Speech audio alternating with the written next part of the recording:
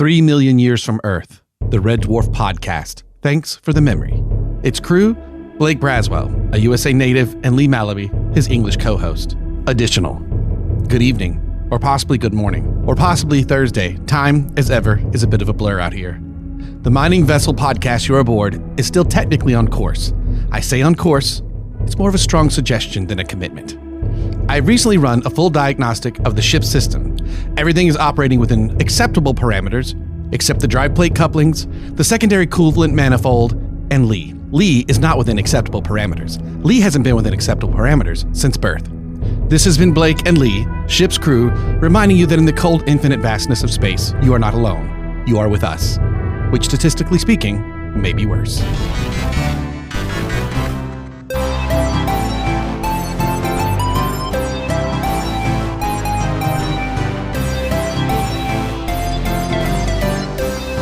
What's up, Smegheads, and welcome to Series 8 of Thanks for the Memory, a Red Dwarf podcast, where we rewatch every episode of the BBC comedy show Red Dwarf and discuss them. As always, across the pond is my good buddy, Lee. So to pull back the curtain for those that are listening in the future when these episodes are just out, it's been a minute since we recorded, so we're kind of out of the flow of doing this podcast, but that is, without doubt, one of the best and longest additionals we've done so far. It was longer. I did pare it down a little bit. I was like, I feel like I need something that slides us back into everything. It's a good job we're friends, by the way. I'll take that as a joke. But you're right, I haven't been in whatever parameters since birth. That's very true. I only write what I know you would write about me. It's funny, we haven't recorded this podcast for a while, but we have recorded another podcast recently, so it hasn't been that long since we've spoken. This is true. Yeah, this I'm is not very going to talk true. about that, though. So yes, we are getting back into it because we had to take a bit of a break because life became incredibly busy for Blake very specifically, and a little bit for me. So we are back at it, catching up with episode 2 of Series 8, which was Back in the Red Part 2, and the episode originally aired on February 25th, 1999. The synopsis of this episode: Rimmer uses the confidential reports provided by Holly to get into Captain Hollister's good graces, but he soon forgets about his agreement of helping Lister. Meanwhile, Lister, Kat, Kachansky and Crichton attempt a daring escape. And we've already talked about this before we started recording. Knowing what we knew, or knowing what we found out after the last episode, that this wasn't supposed to be 3 parts and is only supposed to be 1, you can definitely feel that this is the middle section of that one episode.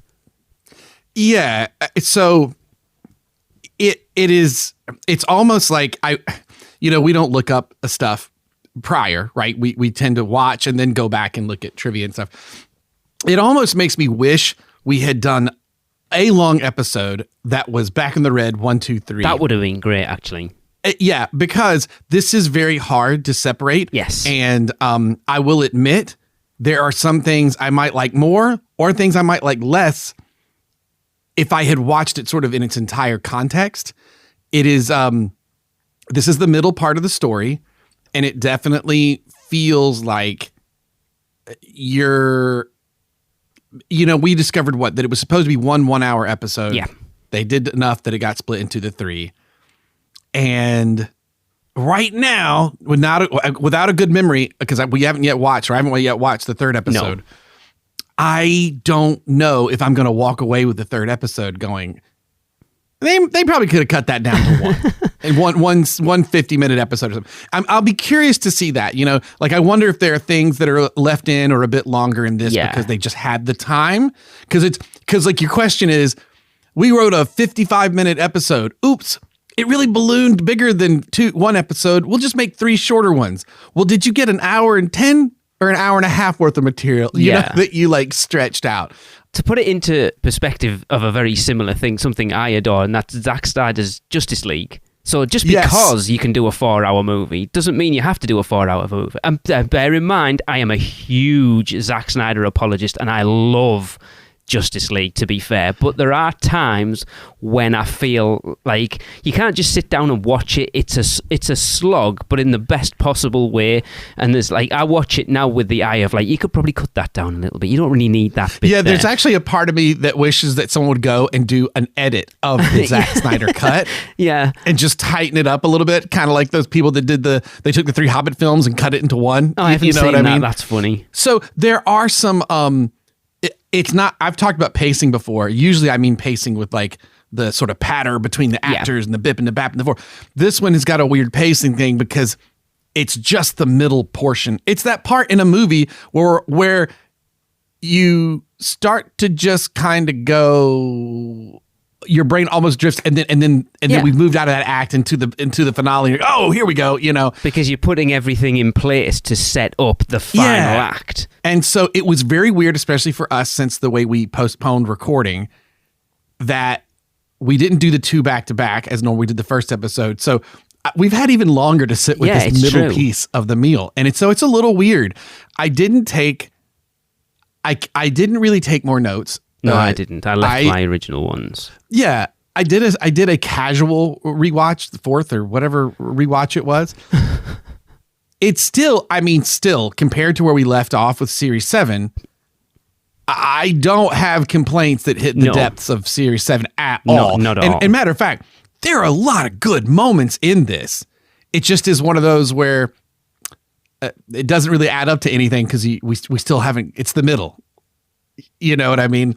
The best punchline is probably, and we'll get to it, is the sexual magnetism virus. But yes, there's a very specific joke in there that is hilarious. Yes.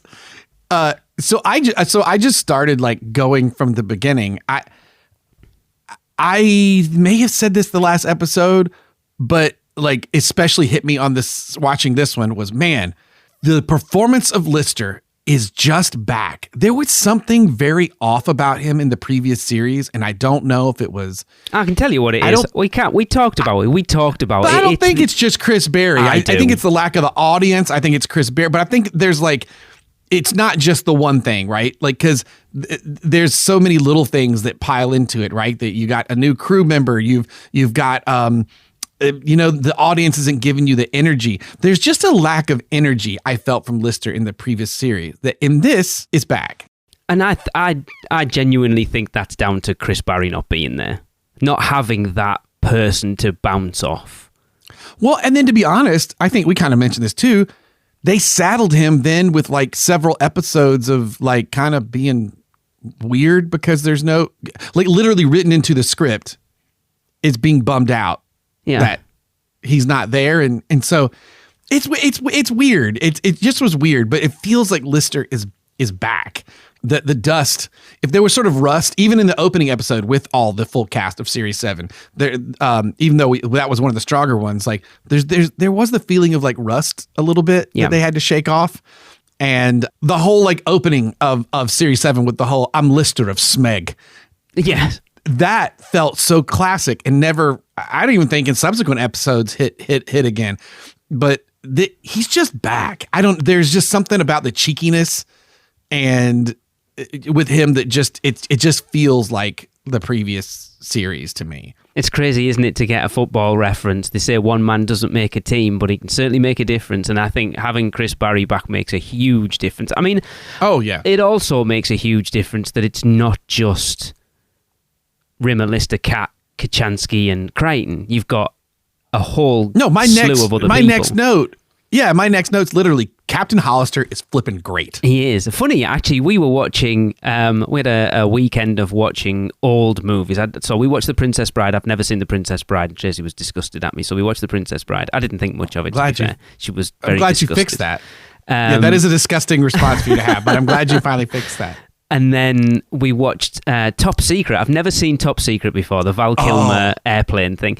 And Captain Hollister was in it as a German officer. I didn't notice him. I just saw him in the crew, like in the cast list. I've worked on like fight crews and fight teams for films and TV and stuff. Every fight person, the underwater barroom brawl in Top Secret is always, when you go, what's your favorite movie fight? Man, 9 times out of 10, Top Secret, Underwater Ballroom Brawl. Like everybody loves that one. It's not like what you'd expect. Everyone's like, that's the best one, man. It's very much of its time, but I do love that sort of airplane humor, Naked Gun. Yeah, it was really funny. Anyway, the tic-tac-toe of the bullets in the window. It's the whole thing. If anybody listening to this hasn't seen Top Secret, go see a classic Val Kilmer movie. Go watch Top Secret. Yeah, because if you're in the UK, it's literally just dropped on Netflix as well. So yeah, give that a watch. That's some good comedy. So there we go. Yes. It's funny because I did write these notes. I just rewatched this episode, but I'm having a tough time linking some things together as to where they happened in the episode. I think it's in the scene with Rimmer going to Captain Hollister saying like, hey, we've got, he's basically using the stuff that he learned from the last couple of years of Red Dwarf existing. That long salute shouldn't work. Right. And it's so stupid, but kind of like some of the dumb humor he's talking about in Top Secret. Chris Berry has such a commitment to it yes, that it works. It does that thing where it's like funny, not funny, and then it goes on long enough that I'm like, I'm charmed by it again. I agree with you, because it's like, are we still going on about this? And then it's like, yeah, you're right, it does. It goes all the way back round again. But like you say, he's completely committed to it. And there's certain things that just feel back to, like, Series 7 just lacked a lot of laugh out loud moments. Yep. There was a lot of trying to be hard for funny. And if what you're doing is funny, and old directors tell me you don't have to be, and that includes like if what you're saying is funny, you don't have to work so hard. Yeah.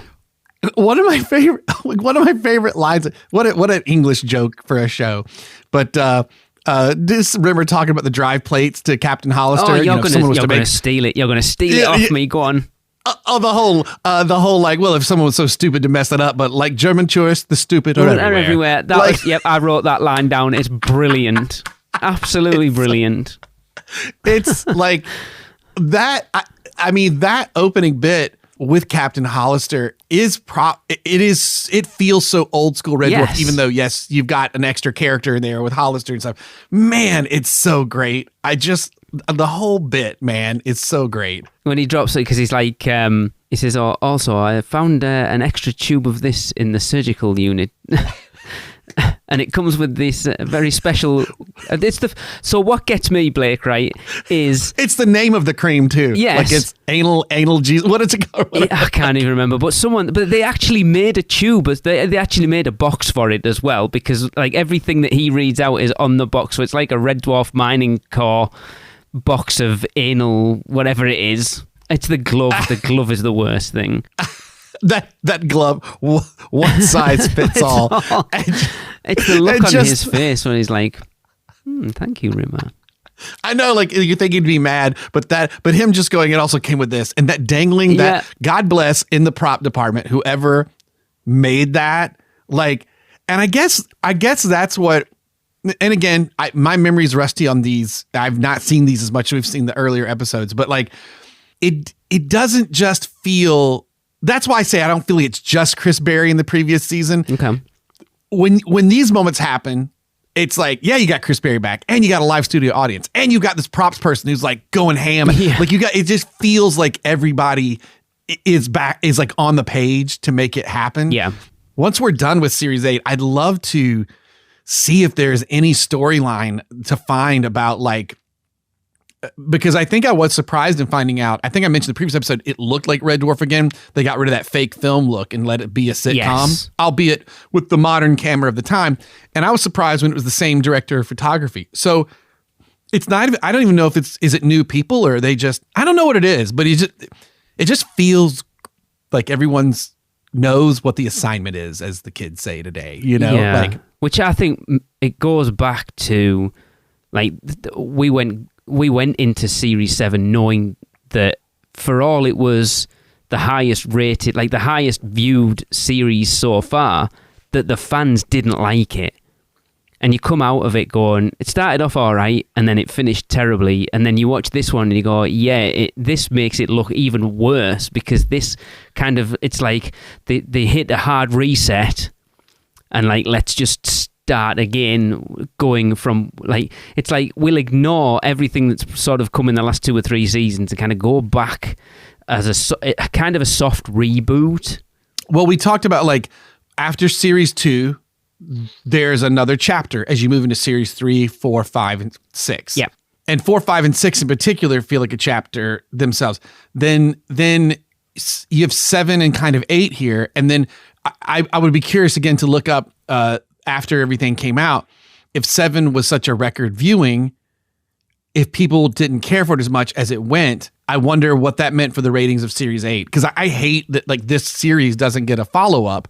We're going to get another thing, but it's, you know, it was done much later. It was more of a reunion sort of special. Yeah, we were definitely in a thing of Red Dwarf where it wasn't, like you say, you got the first sort of 4, 5, or 6 series within a few years of each one, whereas this was like a hefty gap, and then there's another hefty gap, and then another hefty gap. Yeah. I enjoy, by the way, the Taskmaster run that just happened with Jason Mantzoukas, and he kept talking about whatever season, and they'd be like, series, Jason, series. I haven't watched it. Tracy keeps trying to get me to watch Taskmaster, and we haven't yet. It's quite. I just think of myself when he gets an assignment to like find the lollipop lady, and he's like, I don't know what does that mean? Is it a woman selling lollipops? And I'm like, oh, this is great. It's all the stuff. Like, hey Lee, what does this mean? Because I feel like I don't quite understand what this bit is. Makes me very happy. But it does. There's just something about like everyone just seems like they're having fun. Yes. Everybody. And we talked about your last episode. Kachansky really didn't have a lot to do. Again, if you watch this all 3 together, it might not feel as much like she's left out, because in this episode, Holly has one line and is not on screen for it. Yeah. So that feels weird in this episode, but if you saw them stitched together, it might not feel so weird. Yeah. You know? Because I said Kachansky didn't get much in the last one. She gets a little bit more in this one. Yeah. But even what she gets here, I know it's not a huge thing. It is such, what's the word I'm looking for? It just feels like her character belongs.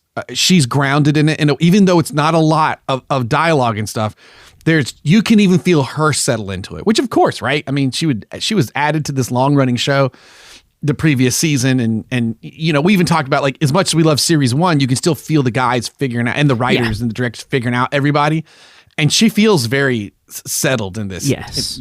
To me here. I do feel like there's a deleted scene we're missing when Crichton joins her in her like cell or what, not cell, but like holding a room area.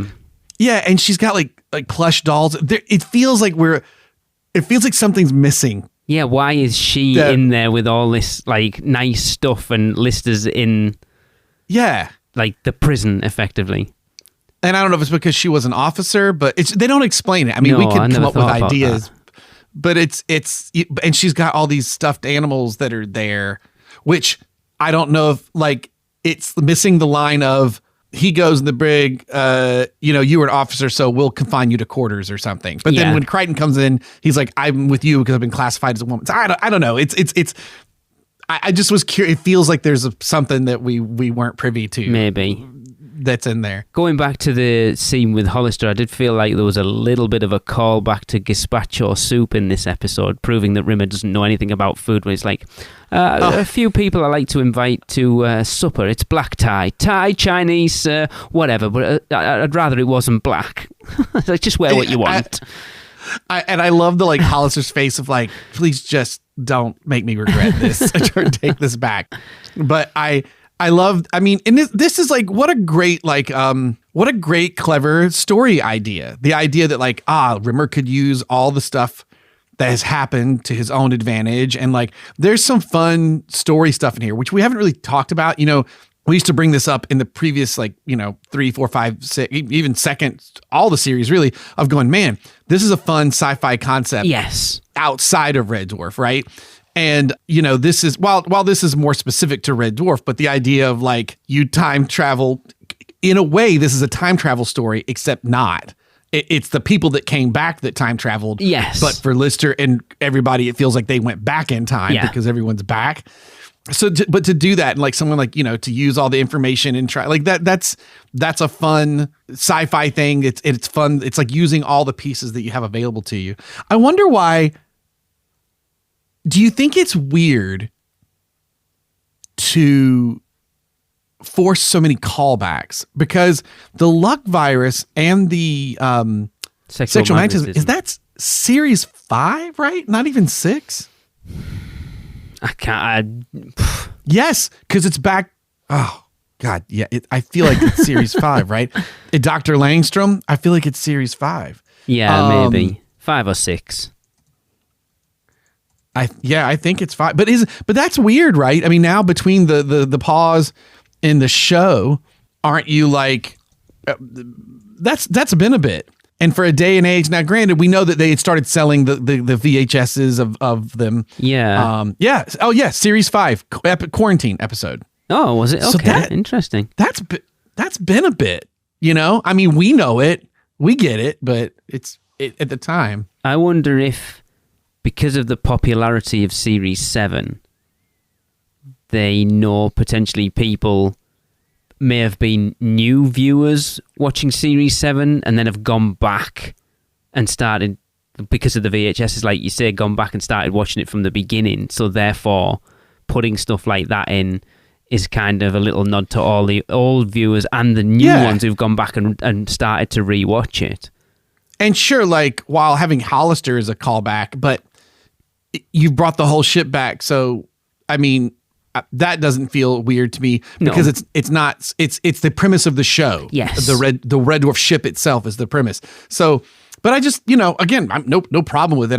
It's one of those things I wonder at the time, I think we spoke to it, that isn't it funny that in that episode of Quarantine, because there was nobody else on the ship, you dropped the joke of having the sexual magnetism, and Lister like pockets it, but it never gets used. No. And boy, do they get use out of it in this. I have a question about that when we get into it. But yeah, that is funny when. So I love when Crichton has to go and get his medical. Oh, and naked Crichton. Go and get he has like a flesh-colored body underneath his underneath his black like armor, as it were. It's nice to have him back too, right? I mean, he's still weird, but he's not whatever was in the last series where he's always like this all the time. And So it's referenced that Crichton doesn't have a penis. And yet, oh God, the way he delivers that is so great. Oh my God. But yet he covers himself over when he comes out from behind the curtain, right? And yet there's nothing there. We established that. He's got the modesty chip. The funniest bit of that is when the doctor hands him the specimen bottle and says, go and fill this up behind the curtain, and he comes out with this flower arrangement because he looks at it as if to say, what am I supposed to do with that, sir?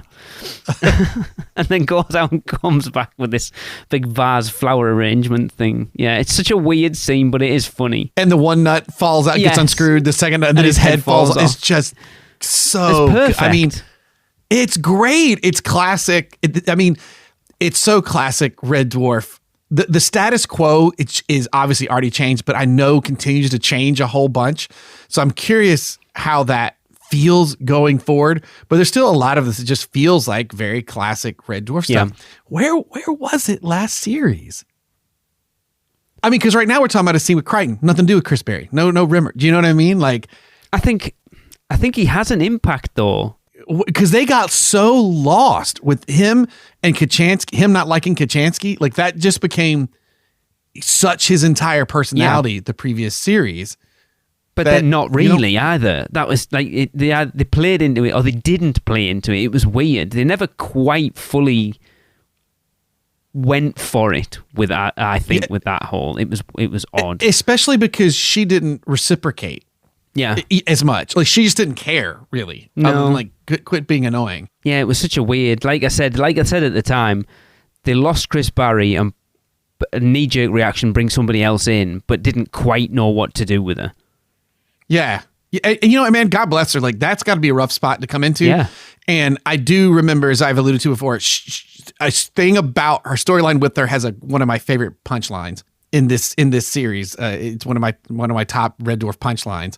but it definitely feels not like it's back because it's so different in some ways, a good way. You know what I mean? Like they're trying something different. Yeah. But it just feels like everybody in front and behind the camera just really is enjoying themselves. Yes. And the supporting cast is great. I mean, we're going to get there, but like, I'd say the other bit with the Crichton inspection, which is my kind of hokey humor, is the blood pressure that blows that blows up his hand and then it goes flying around the room. Is like, I love that we kind of had lost some of the dumb humor, like physical humor. Yeah, that stuff is so great. It's funny though, isn't it? Because Tracy was commenting when we were watching. It's like he's an android, right? They know he's an android, yet why are they taking his blood pressure? Why do they expect him to give a sample? I know it's just the humor. I know we're reading too much into it. So does this go to there aren't androids like that? But they still know, because otherwise he wouldn't unscrew his nuts. Like, why? Yeah. or they would know, right. Or he's obviously a machine. And because they even talk about, like, I think it's funny that, there's a weird, him saying you're from the future in the previous episode. He's like, yeah, I was made here. And if we remember, there were a few androids shown early on, I think like on what's the one where they step through the bathroom? Stasis leak. And you see like some like very crappy C-3PO looking silver face, like they look like Daft Punk. Yeah. So, and you know what? I like the idea that like, well, Crichton's actually, he comes way later, so he's more advanced than those guys. But it is weird that so you're from the future, or you say you are, you crazy robot. This crazy robot's crazy. Is that chair bolted down, sir? To bring that back, but. Then they do the inspection, but then they're like, they know how to like get his core memory refragmented or defragmented and restored to his original personality and fix the corrupted file. So it plays loose with the how much do they know and don't know. Well, then it's weird because he has the inspection and then he goes to see Kachansky and he's like, I've been designated a woman, and it's like, but you haven't got the other thing either. It's like, what? Yeah. Just because you don't have that doesn't mean you are. Anyway, that's a conversation for another day that's kind of very relevant today. I know. Isn't that funny though? Yeah. Like it is, because I was like, oh, this is interesting because like this is a conversation for today. Yeah. Like this moment, this joke actually doesn't feel out of place in a way. You know what I mean? Like if you were trying to make like commentary about things, like because it's topical, the discussion of gender and stuff is topical. So it is funny. It's like they just do it as a quick bit and move on, but you're like, man, it's actually like, nearly 30 years later. Yeah, it's like a complete. Oh God, it is nearly 30 years. It's 90. It is. It's like 28 years at this point. It's literally. 99. I'm like, that's just 10 years ago when I was in high school or first year of college. Actually, Blake, I'm gonna pull the curtain back slightly. This episode came out exactly 27 years ago today. Oh, whoa!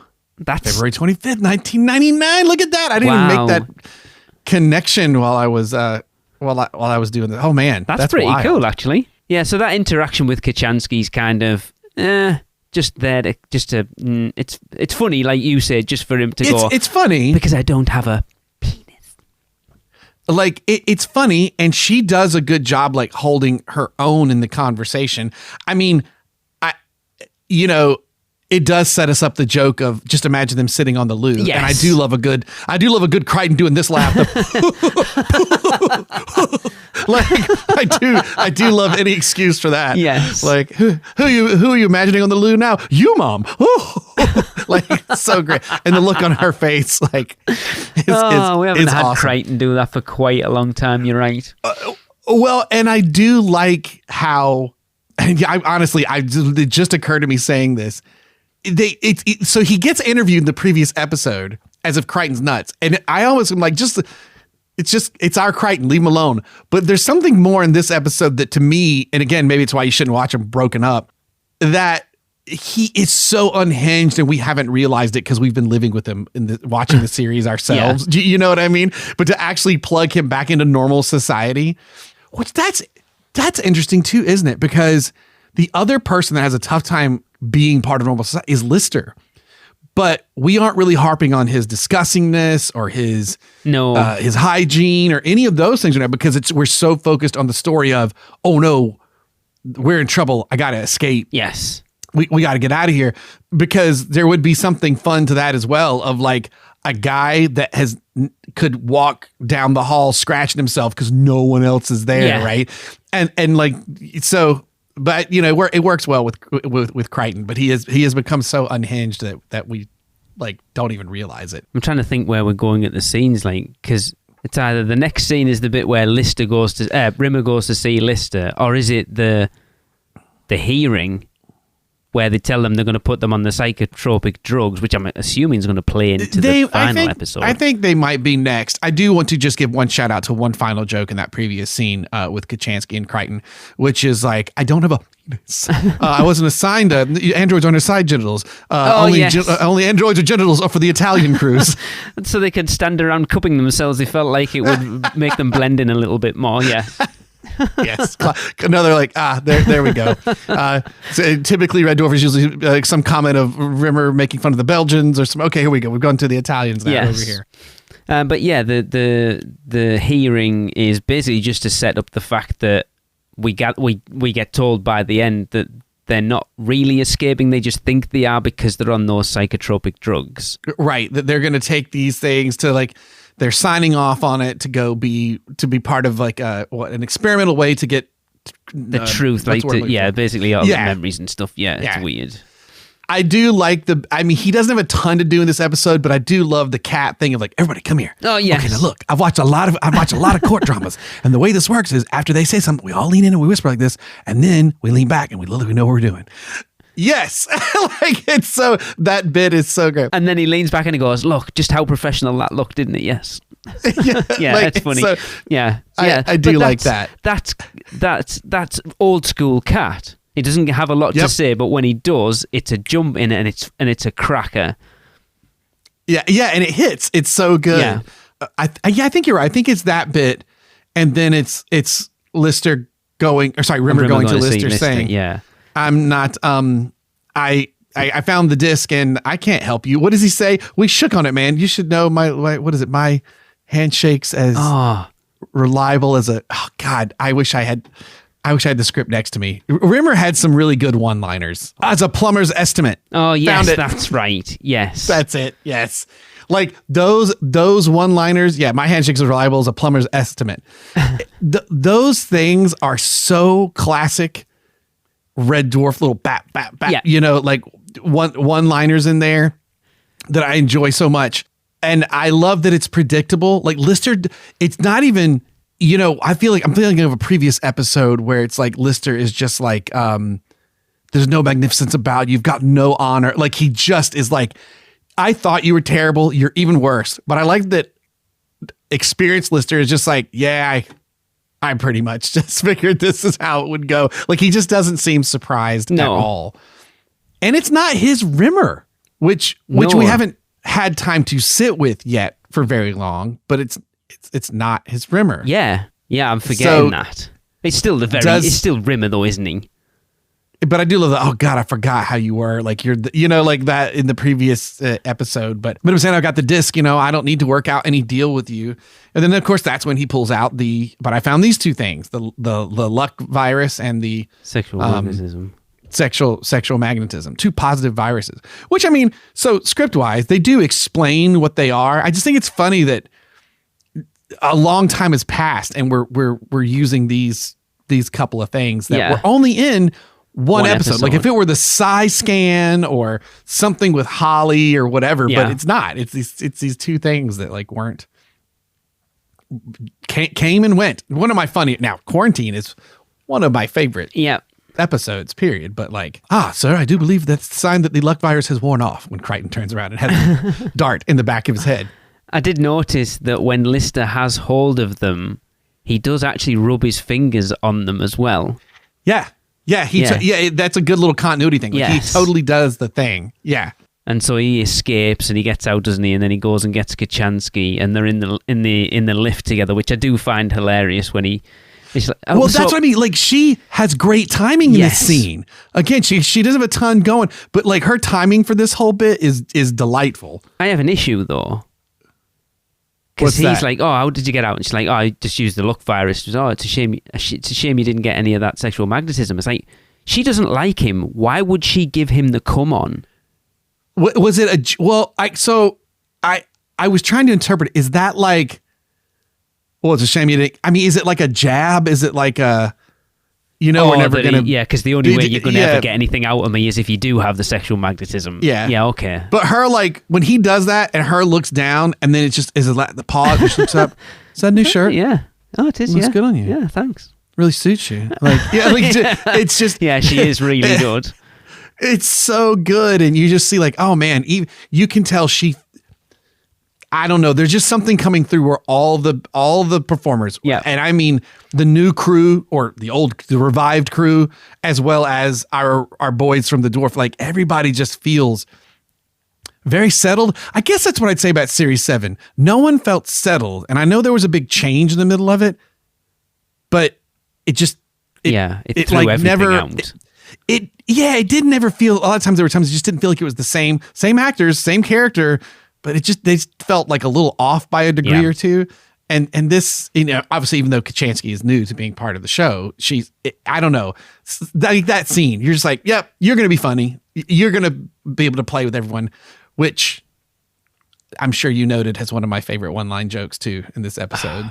So it's probably the same one I've written down. It's like, oh, I don't. What do you got? So right, first off, she apologizes to him. Why does she apologize to him? She knows how much he fancies her. Don't apologize. You've just made his day. But it's the fact that, oh my God, I don't know what gotten into me. Nothing, unfortunately. Yeah. And it's his like that Scout's accent to the nothing. like just, oh my God. The music when they're making out's amazing as well. Yes. And they use that a couple of times in this, and it's quite funny. Just that hard stop. Yeah. I'm so sorry. So good. And then obviously, I think the next bit is Crichton has to say no, doesn't.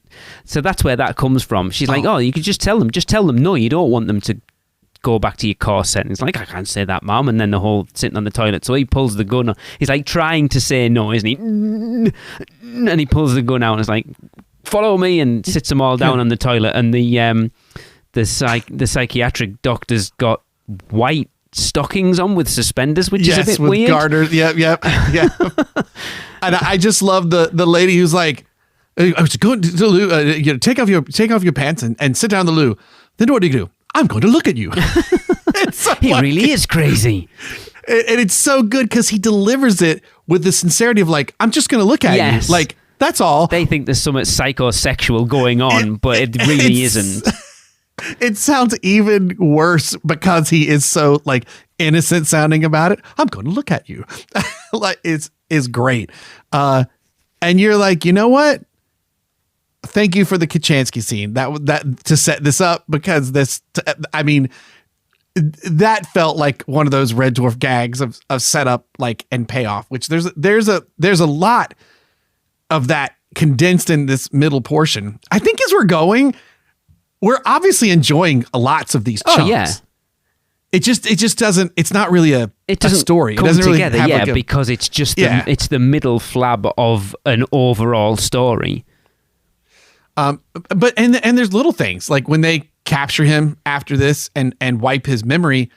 I love Robert Llewellyn playing the data doctor. Oh yes, affection. I love how like his over enunciation of the vowels, like affection, attention, like whatever it is he says. It's funny, and it's weird. They're all in alphabetical order. I noticed they're all in alphabetical order apart from the last one, which was love. If you want to delete these, then just click fix or whatever. And I love the little video of like something and then cheekiness. Yep, that's the one. He's like, brilliant, absolutely brilliant. Yeah, I wonder if he got paid twice to play himself and Crichton. Because now that's the second or third time he has played a computer version that was Yes. talking about him or whatever. Yeah. The data doctor. Like just the Brilliant. voice, the So voice he funny. used. Oh my God. I love Robert Llewellyn. And I saw that. I wonder how true this trivia is, because sometimes you never know. But when they revert him and he goes back, he loses his, what he has called his Canadian accent that he adapted for Crichton. I don't really think that's what it is, but that, they talked about that they would hire David Ross to do the voiceover. I would have for loved Crichton. that. I would have loved that too. Sometimes that doesn't always match up well, but that would have been fun to do. If they could have got it synced properly where it didn't look like it was like a voiceover, that would have been funny. I got to tell you, could you imagine if they'd had David Ross come on and their crew is like, what? No. And they find Crichton's old head and switch out. Oh God, that'd have been great. Yeah. Like that would have been amazing. But he does do a pretty good job of like affecting that, the voice that David Ross used. Yeah. At your pleasure, Mom. Yeah. So what do you say? You sound like the elocution, Noel Coward's elocution coach. Yeah. And then I think at that point, don't we end up going to Hollister's dinner, which I'm going to say Hollister's a bit of a creep. So he has this dinner party. It's all women. Apart from two guys and Rimmer, they're all women. Yeah. So here's a question, right? So Rimmer's like, I'm gonna go in and use the sexual magnetism. Why doesn't it work on the men? I think if you film this now, you would. It wouldn't work on a straight guy, but it would totally work like on someone that was gay, and that would be hysterical. I don't necessarily think you would need to be gay, because you'd just be like, oh, he's all right, isn't he? Oh, it's just work for everybody? Yeah. Well, that's its own funny too. If it just works across the board, and it's like, oh, that was an unintended consequence, that actually is pretty funny. Like it is funny when he's like, oh, I'm going to go and see about the coffee, and just like, I'll come with you. And then like, Guys, the funniest one is the I think it's the second one where she pulls him into the closet and he's in front of her and she's behind him, like she's got him bent over in front of her doing something to him. Yeah, I know. With his face against the wall. Yeah, no, you're right though. That would have actually been funny if it just. Well, I guess you don't want it to affect Captain Hollister. No, and that's the issue. That's probably why they didn't. But it's funny, until you said it, I didn't remember there were guys there. There's two fellas sat on the end. They don't say anything. Well, maybe after the poorly written gay joke that was in the Series 7, they decided not to touch it. If you remember that one, that was like, this doesn't work, guys. Yeah. I don't even know that it worked in 1997 when you did this. This doesn't work. It's funny, actually. I was talking to Tracy, was asking me the other day when we were talking about the podcast, and she's like, you've been doing this for nearly 8 series now. Have you come across anything that was kind of like, oh? And I'm like, not really, honestly. The two would be, the closest is that one where it's like, it's just handled poorly. Like there's not a judgment of, it's not like Lister's like, I'm not gay. Yes. He's just like, no, I'm straight because I like you and I want you to know that I'm straight for you. Like, so it's not like a judgment. No, it's just he wants to like, I want us to get together at some point, so don't be thinking I'm gay. But it's just clumsy. Like it's handled clumsy. The other one is the early unfortunate one, which is like whenever the story of Lister losing his virginity. Oh, see, I was going to go in a different 12? direction for that one. Yes. That's the one that's like, oh, maybe that doesn't go so well. I actually said the Scutters playing cowboys and Indians. Oh yeah, I mean, I don't think you would get away with that now. I think because it's the Scutters, you might get away with it. It's not people doing it. Yeah, it's like two Scutters watch a John Wayne movie and these two computers do it. Somehow it doesn't hit as hard. It would, you know what I mean? Yeah. But I mean, that's a possible show. But you're right. There really hasn't been a lot that like, I don't think that would work. And even, like I said, in the Series 7, the whole Dave, the alternate reality, Dave being gay, which may not have even been the case because I think she made it up. She said, I don't know. It's handled awkwardly and it gets so close to being, this might not work, that even though it's kind of fine, I don't know. But I think that's about it. Yeah, nothing much at all. I can't remember. But those are the ones that stick out in my head. It is funny when for the most part, I can't remember what it is. He comes back and then he's like, "Oh, I'll come with you." And he's like, oh, you might have to, like, I'm probably not going to be ready for mince until probably the day after tomorrow. And she gets up in a huff and storms out. And then just one after the other. And then Hollister's like, I didn't know you had such a way with the ladies. Like, and then he goes and injects himself with. I love how he walks in. So that medical room plays into this episode quite a lot, by the way. And I have some issues with certain things in said room. So he just picks up a random syringe off the side. He has no idea what's in it and injects himself with it. And so this is what I said to you. I can't remember whether I said this before we started recording or whether after recording. I was going to bring up another sitcom, a British institution, actually, that this felt like. So he injects himself with what we're assuming is some sort of numbing, like Novocaine kind of a, yeah. And then like picks up the reflex hammer and smashes himself in the nether regions with it. Was very. Are you aware of a TV series called Bottom? Bottom? No, that doesn't ring a bell. So it's Ade Edmondson and Rick Mail. Oh, I think you would. I think you would enjoy that, Blake. What's his last name? Mayall? Rick Mail, Mayall. Do you ever see not Right Said Fred, Drop Dead Fred? Okay, yeah, I recognize Lord that Flashheart. guy. Yeah. He was Lord Flashheart in Blackadder. That's probably more like you'll know him. Oh, yeah, absolutely. Boom! Hey, yes. That's Rick Mail. And then Ade Edmondson's actually in a lot of stuff at the moment. He was in Alien Earth and he was in Star Wars and stuff. It's really funny. Again, it's probably the subject matter's... Oh, wait, he was in Alien Earth? Yes. Oh, he was. Yeah, he was the right-hand man to the main guy. God, it's funny how tough he looked in that compared to some of these pictures from Bottom. Oh, yeah, he's very different. But he's what you watch Bottom for. Ade Edmondson's brilliant in it. And the subject matter's probably a little at the moment, but there's a lot of physical humour like this type of thing in it. And it's like Tracy went, that was very Bottom. I'm like, you're right, it is. I'm surprised you haven't heard of it. But it did feel very much like that. That bit's great though. What a classic, like just silly slapstick, like, and again, it's so Chris Berry just knows how to sell that stuff so well. Yes, especially when he starts losing feeling in his legs when he's walking back to the dining room as well. Like so good. And he brushes off Captain Hollister because he's like, I gotta go. I have to get out of here.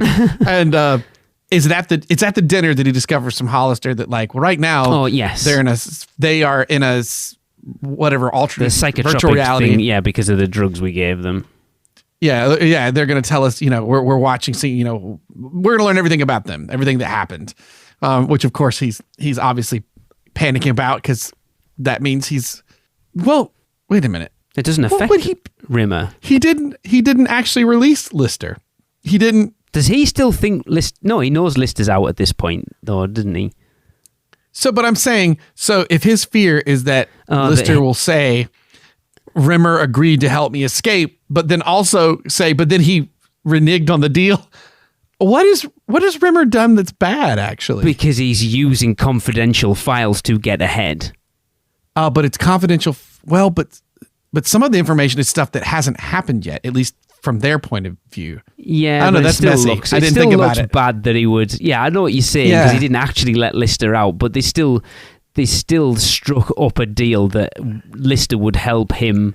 Because at the end of the day, if you found that information to keep you from killing everybody on board about the the dry plate. I mean that. Yeah. I guess that's one of those. Don't think about it too hard. If you do, you start to pick it apart. Actually, that's something I forgot to bring up at the beginning as well. One of the quintessential Chris Barry moments in all of Red Dwarf, quite honestly, is when he goes, permission to look smug, sir. And he's like, permission granted. Permission. And the look on his face is amazing. It's harkens back to my favorite one of my favorite Crichtons, smug mode. Right, where do we go from that? So yeah, he's gone. That's pretty much it then, isn't it? So we go to the weakest part of this whole yes, thing. I know. So this is, again, we go back to this medical room. It's a medical room. Why is there a cupboard with mops in it? There's mops and I guess we know why, because it's not real. It's in their head. Yeah, right? I never figured that. Yes, you're right. Because Kachansky does say, doesn't it feel like this is too easy? So, yes. Look, man, you know me. I love me some Dwayne Dibley. I got teeth the Druids could use as a place of worship. I will get tattooed on me at some point. Like, I friggin' love Dwayne Dibley. And I even like his reappearance with the emo hawk in series 6. Yes. This one's too... this doesn't work. Really? I never felt like, that, but... I mean, I get the idea of doing something that's like so ridiculous that the audience is like, what? And then, oh, they are in a thing. So this is, having Kachansky be like, does this feel too easy to everyone? Yeah. There's just, I don't know. There's something, it's like, I don't know. You got to earn your Dwayne Dibleys. And, I see what you're saying. Yeah. Like, I don't know. Just for me, it's not that it's terrible. I'm just, as we've been talking about all these gags, I actually like a lot of all these gags separately.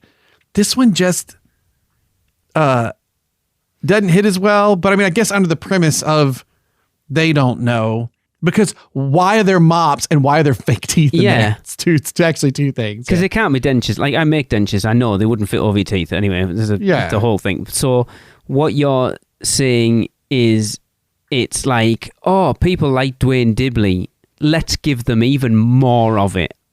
Right. It doesn't feel like you could see Emo Hawk going, okay, this version, the polymorph, it'll suck someone's, if we suck the coolest, we can bring back Dwayne Dibley. And and there's a reason for it, and it's even different because this time he's Dwayne Dibley, but he is not the first Dwayne Dibley. He's just playing Dwayne Dibley.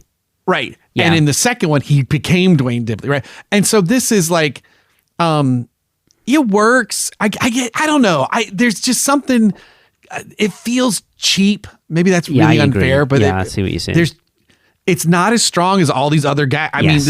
I mean, look, the one finger anal cream glove beats this hands down, and there's a lot more work put into this. Yeah. Yeah. Tracy was like, the first question I need to ask is, why are the mops black? I've never seen a black mop head in my entire life. Well, that's a really good point. Yeah, because it just happened to be I love what my search history does when I do these episodes with you. And there are things like, are there black mop heads? What are these people looking for? I know, man. FBI is going to search me up. Like, what? I mean, they do exist, but you are right. I've never until I searched for one, I've never seen one either. No. So this is something I think I referenced on the last episode, a weird reference in this. And it's a reference to a movie that I am a huge, huge fan of. But like 7 years detached from at this point. So it's not even if you're going to... It doesn't feel like it comes off the back of... And look, we've never accused Red Dwarf of being on the pulse of pop culture. But it seems a weird reference to have the Reservoir Dogs sort of walk... Oh. In at the straight, like, it's cool, but it's weird. When does Reservoir Dogs come out? 1992. Wow, was it that far back? I guess it was. Yeah, I guess it. Like, I'm a huge Quentin Tarantino fan. I remember going to see Reservoir Dogs in a tiny little theater around the corner from us in 1992 when I'd never even heard of Quentin Tarantino. Well, and it definitely became iconic. Now, here's a better question. Hold on. When did Pulp Fiction come out? 1994. Well, so that was still... Because I was going to say, when Pulp Fiction came out, a lot of his other stuff that people hadn't seen, like, started to recirculate again, Like, even the stuff that he wrote and didn't, like True Romance and Natural Born Killers. I think Natural Born Killers hadn't come out yet, actually, at that point. True Romance was probably the other one. Yeah. But even so, 99, were you looking at maybe Kill Bill-ish time? No. Yeah, that's a really good point. I hadn't thought about it because at this point it's so classic, but you are right. Yeah, it's a strange 1999, reference. Kill Bill came out in 2003. Good God, I didn't realize it was that far back. So I was just trying to see if there was anything that came out around that time, that would have... Not really. I think Jackie Brown, but I think that was like 96, 97, 98, something like that. Yeah, you're right. So and then Kill Bill will have been the next one. So it was like a big... Like, literally when this episode came out, he hadn't done anything for quite a while. So Four Rooms is 95, and what did you say? Jackie Brown would have Jackie been like Brown. 97, 98? 97. Yeah. Yeah, 97 it says. So, yeah, I don't know. Reservoir Dogs, you're right, though. That is It's a interesting. strange, That is like, it's cool. Like, I love Yeah. it. Yeah, because, like, it's one of my favourite films of all time, but it's, like you say, it's not. A lot of other sitcoms or TV shows or whatever they might be would have used that because it was So, on the, like, it just come out, you know, like, oh, let's do this because it's cool right now because everyone loves Reservoir Dogs. I know you need... I'm really screwing up the script here because I know you need them to be dressed like Dwayne Dibley so that Crichton can come in the room and go, Wayne wait a Whibley? minute. But yeah, I have a memory. And I get that. But could you imagine a world where, forget Crichton for a moment, and it's like, do that Crichton moment after. And instead, like, we got to figure out a disguise. And the cat picks up the brooms and goes, I got an idea. And the next shot is doom doom doom doom. Yes, coming that out would have as been. Dwayne Yes, that would have worked.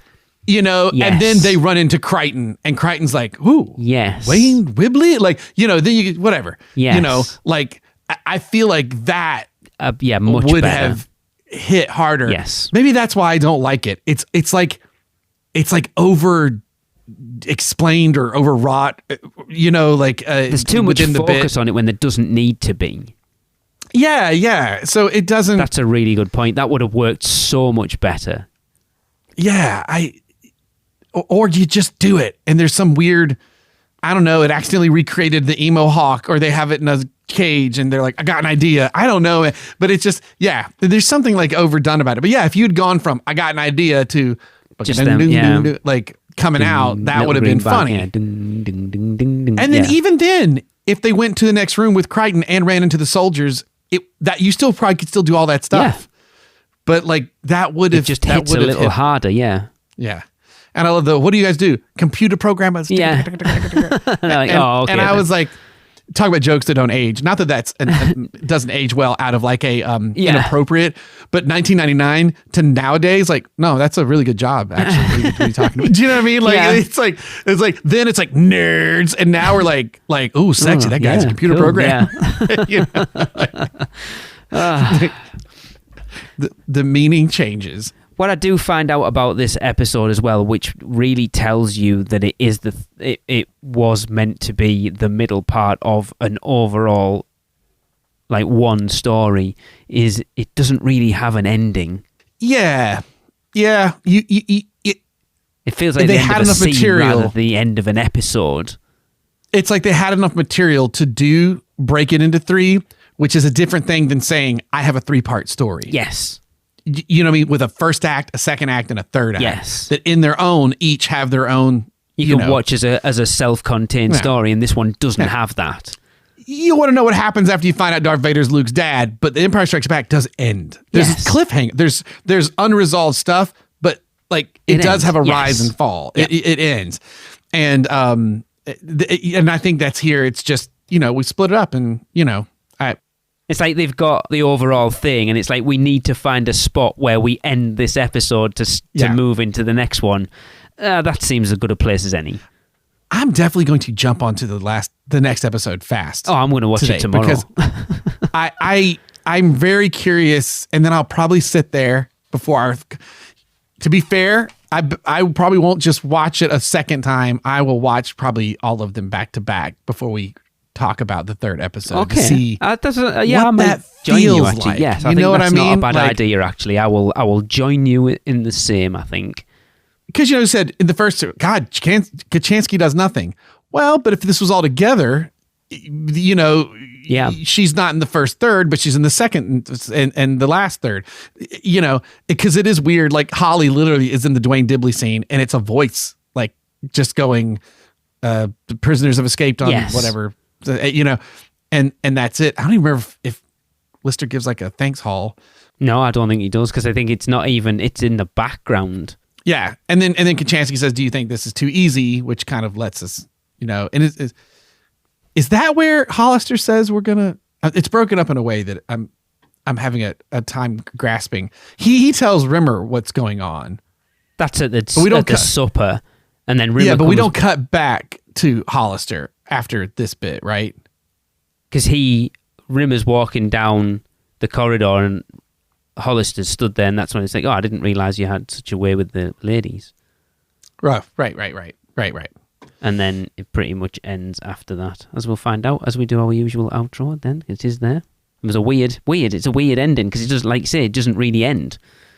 Yeah, it doesn't end. So I'm curious to watch the next one. See how I feel about it. Does that get you to a rating? I think so. I'm going to give it a 6 because it was all right, but it wasn't, like you say, it definitely suffers from the fact that it isn't self-contained. It's definitely the middle section of a 3-part arc. We are aligned. I said a solid 6 out of 10. Yeah. Some 7 out of 10 jokes, but like it suffers because of what it is. Yeah.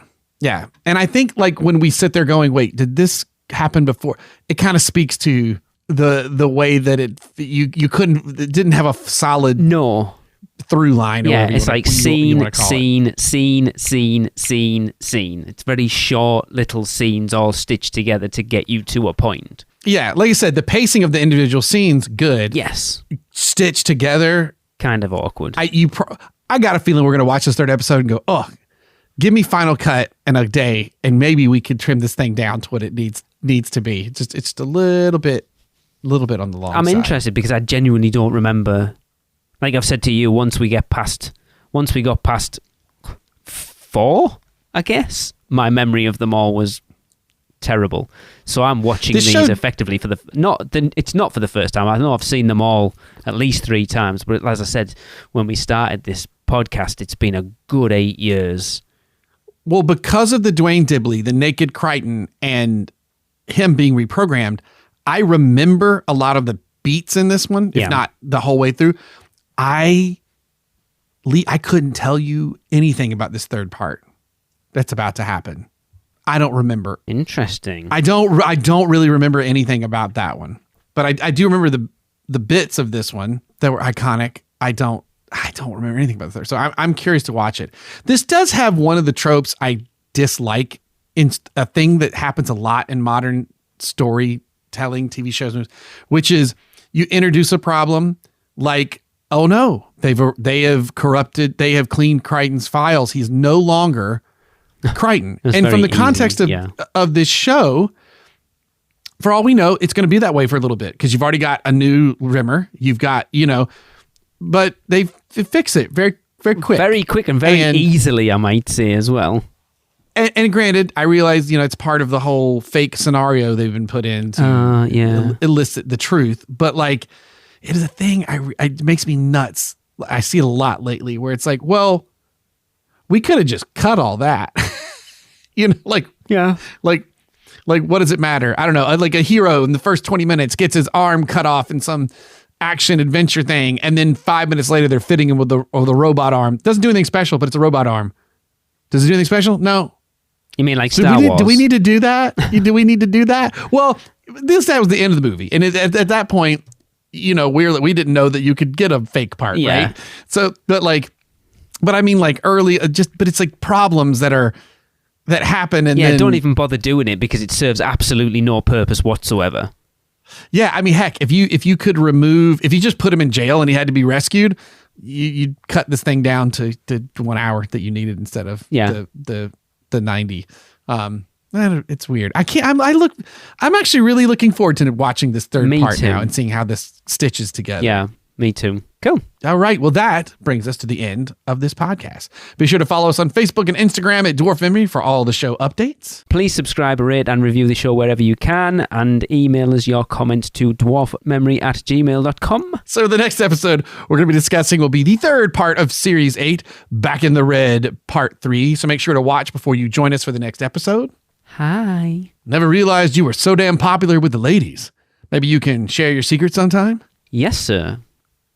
Guys, it's Bob and Max. Go on. Shoo, go on. We're trying to escape, but you'll never get past security, so go on.